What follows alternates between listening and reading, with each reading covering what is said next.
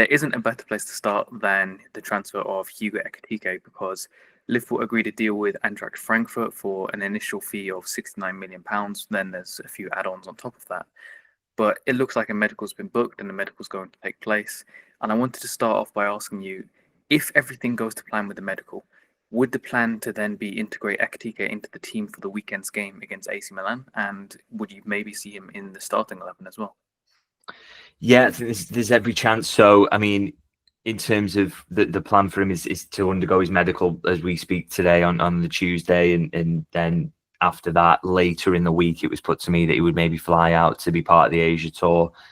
Obviously, it almost feels kind of, is it going to be worth it if they leave it till Wednesday or Thursday or whatever? But obviously, time is tight and they want to get these players integrated as quickly as possible. So it's important that they do that. And so they're going to get him over as soon as they possibly can to take part in training.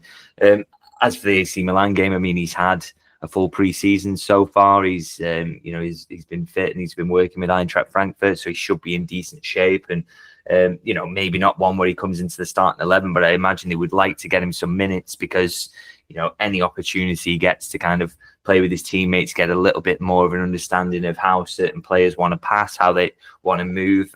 Those things are definitely helpful. So, every chance that we see him involved. But yeah, definitely they want to get him out on the tour this week and to take part in that, which because they want to start that adaptation process as soon as humanly possible, really. So, barring any hiccups, and we know that's possible with medicals going wrong. It's happened with other moves, specifically to Liverpool with Fekir, if you think about that one. But yeah, barring any hiccups, he'll be out there on the tour and should play some part, I'd imagine, in the game on Saturday. Yeah, Nabil Fekir feels a lifetime ago, but still I have a few nightmares about him. But anyway, hopefully everything goes well with Ekitike and hopefully we see him sooner rather than later.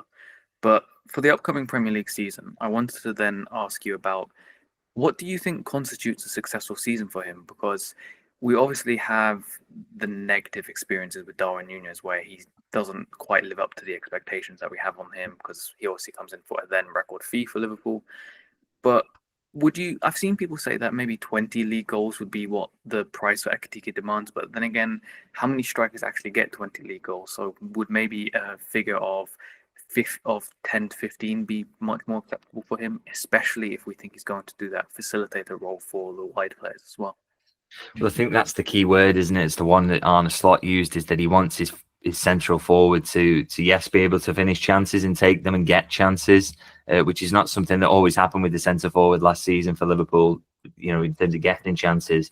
But he also wants to be that facilitator. So, if you are a net positive for the team in terms of what you do in build-up and everything, then it maybe lessens the kind of goal burden on you. And it's also helpful that, you've got Mo Salah in the team who's going to bash past 20 league goals almost as a guarantee every single season. So that takes a little bit of the weight of expectation off. And I think around Ekitike, I mean, you look at Darwin Nunez, his first season, he gets 9 league goals, second season, 11 league goals. So, I mean, anything the other side of that, you're happy with, if as well he is doing all the other things that I think Nunez has not been great at, which is, I never felt, he had some moments where he was decent in build up and some good games in those aspects, but it wasn't consistent enough in that.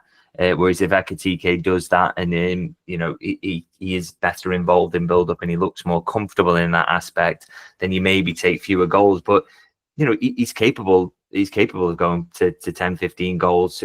Maybe the other side of that. I think that's one of the things Liverpool see in him as well, is that he had a bad finishing season last season, but he's generally a decent-ish finisher.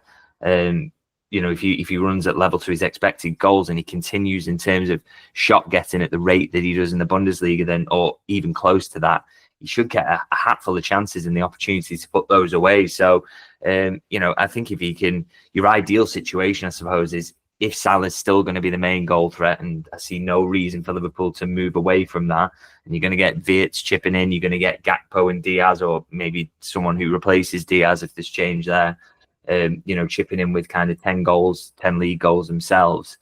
If Ekitike can just, finish the chances that come to him at a decent level, he can continue to get shots and be involved in build-up, and he gets kind of 10 to 15 goals, then you'd be more than happy with that. I think that's the expectation. And I think, there's every chance. I think people are so scarred by the Nunez situation that they're worried that this is going to be a flop of a similar level, and he's not going to be able to adapt. But I think our expectations should be more in line with how Liverpool signings generally have been, which is 90% of success really in recent years. They've been so good at signing players. So if he fits into that mold, then expectations should be high around him. And I think it's not expecting too much to expect that he will contribute more than Darwin Nunez has over the last few years. So I'm positive about what he can contribute, and I think those goal numbers, as I say, if you can get the other side of 10 and show he can really be involved in build up, then I think that would be a positive first season.